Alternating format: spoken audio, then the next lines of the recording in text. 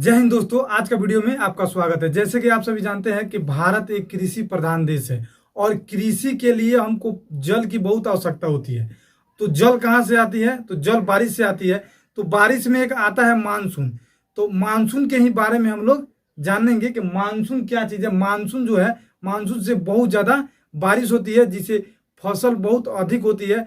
और जैसे आप बताए हैं कि कृषि प्रधान देश है, भारत के जीडीपी में लगभग 16% हिस्सा कृषि से ही आता है। ठीक है, तो इस सभी बातों को जानने के लिए सबसे पहले हम इस वीडियो में जानेंगे मानसून के बारे में कि मानसून है क्या, मानसून क्या है, इसका परिभाषा के बारे में हम समझेंगे और इसका उत्पत्ति यानी मानसून का निर्माण कहाँ से होता है, कहाँ से बनता है मानसून, इसके बारे में समझेंगे। और मानसून के डायरेक्शन, हवा के डायरेक्शन, मानसून के हवा का डायरेक्शन कितना प्रकार का होता है, कितना घूमता है, उसके बारे में समझेंगे।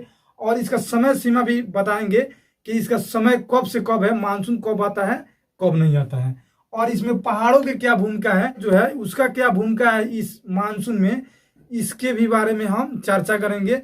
तो इन सभी बातों को जानने के लिए वीडियो में शुरू से अंत तक बने रहिए। सबसे पहले समझ लेते हैं कि मानसून क्या है। तो मानसून वह चीज है जो अरब सागर और हिंद महासागर में से निकलने वाली हवा, जो भारत, यहाँ पर नेपाल हो जाएगा, भूटान हो जाएगा और पाकिस्तान हो जाएगा, यहाँ पर हवा जाकर निकलती है और हवा के साथ बारिश भी जाता है, पानी भी जाता है, बादल, और यहाँ पर भारी वर्षा कराता है।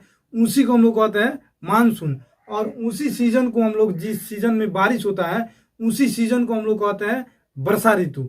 तो इस सभी बातों को जान लेते हैं। अब इसका मतलब मानसून के उत्पादन किस तरफ होता है, कहाँ से निकलता है, उसको हम जान लेते हैं। सबसे पहले जान लेते हैं एक नियम। यहाँ पर हाई प्रेशर होगा, हाई प्रेशर से लो प्रेशर की ओर कोई हवा चलता है। अगर मान लीजिए यहाँ पर हवा का दबाव कम है, यहाँ पर हवा का ज्यादा अधिक है, तो यहाँ पर हवा का दबाव कम है, यहाँ पर हवा नहीं है, तो यहाँ पर अधिक है, तो यहाँ से हवा जाएगा लो प्रेशर से भरने और यहाँ पर भी जाकर क्या करेगा, हवा भर देगा।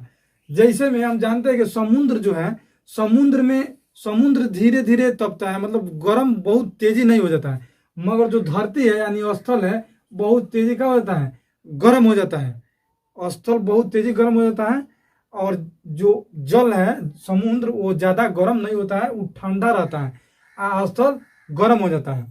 मान लीजिए हम लोग कहीं जाते हैं रास्ता पर, तो बहुत सारा मतलब जैसे बोलबम लोग जाता है, तो बोलबम जाता है तो देखना रोड पर जब ज्यादा मतलब इति होता है, गर्मी होता है, तो रोड पर लोग पानी फेंक देता है, जिससे क्या होता है, धरती ठंडा जाता है, जिससे पता क्या चलता है। अगर पानी कहीं कहीं टब रहता है, मान लीजिए हम ज्यादा गर्मी हो रहा है तो पानी में गुड़ रखेंगे तो ठंडी लगेगा, कि रोड पर रखेंगे तो ठंडी लगेगा। जेन्युइन बात है कि जो पानी में रखेंगे तो हमको ठंडी लगेगा। उसी प्रकार ये भी काम होता है।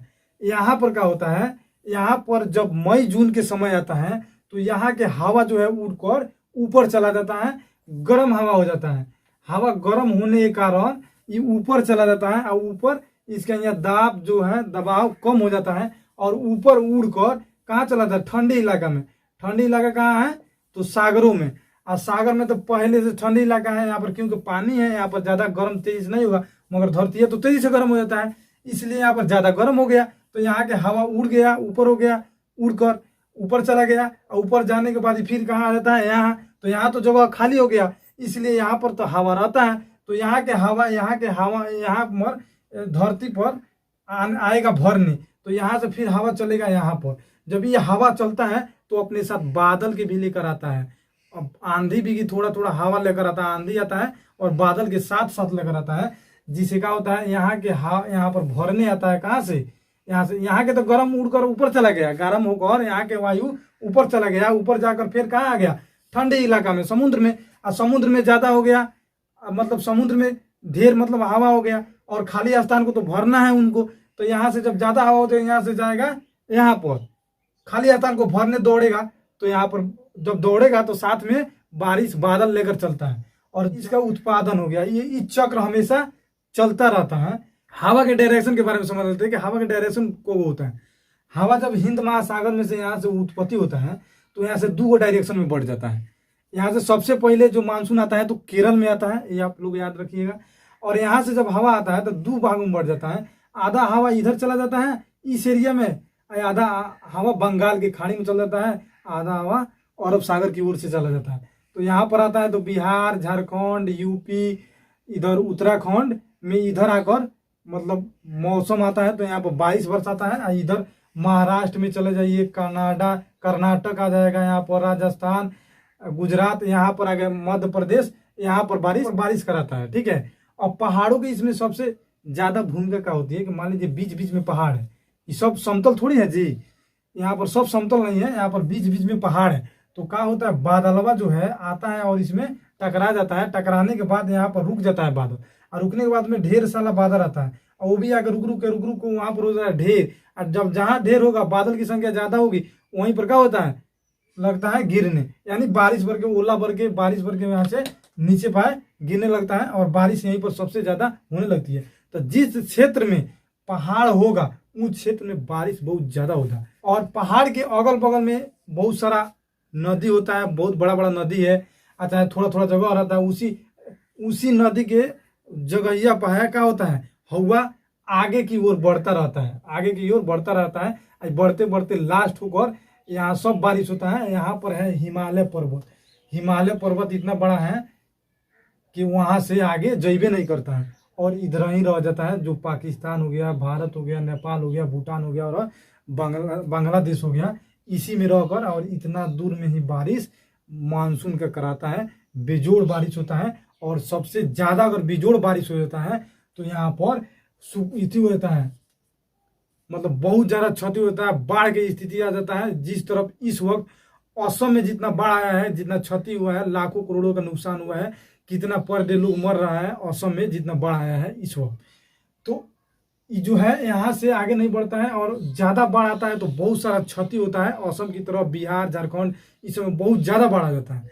और ज्यादा नहीं आएगा बारिश, अगर जिस साल मानसून नहीं होगा उस साल खेती भी नहीं होता है, उस साल सुखाड़ पड़ जाता है। लेकिन वो ऐसा बात नहीं है, आज टेक्नोलॉजी के जमाना हो गया, डिजिटल इंडिया हो गया, बहुत सारा पंपी सेट है जहां पर क्या किया जाता है, बोरिंग से पानी निकाल कर सिंचाई किया जाता है, पानी की आवश्यकताओं को पूर्ति नहीं किया जाता है। मतलब जितना मजा आता है मानसून के बारिश में, जितना अच्छी से फसल होता है उतना दमकल से थोड़ी होगा, नहीं ना होता है।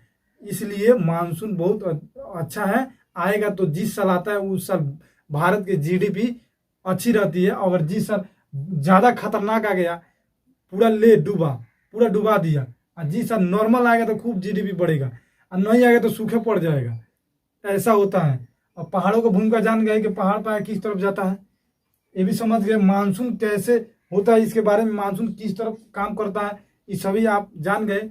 और एक बात और समझा दें कि मानसून को पता कैसे लगता है कि मानसून आने वाला है, कि मानसून को वैज्ञानिक पता लगा देते हैं कि आने वाला है।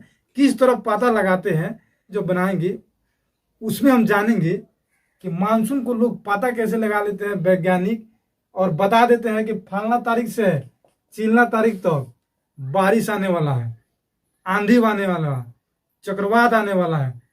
कैसे पता चलता है, इसके बारे में हम डिटेल से वीडियो बनाएंगे और उसमें समझेंगे। तब तक के लिए अगर वीडियो अच्छा लगेगा तो सब्सक्राइब कर लीजिएगा। मिलते हैं नेक्स्ट वीडियो में, तब तक के लिए जय हिंद, जय भारत।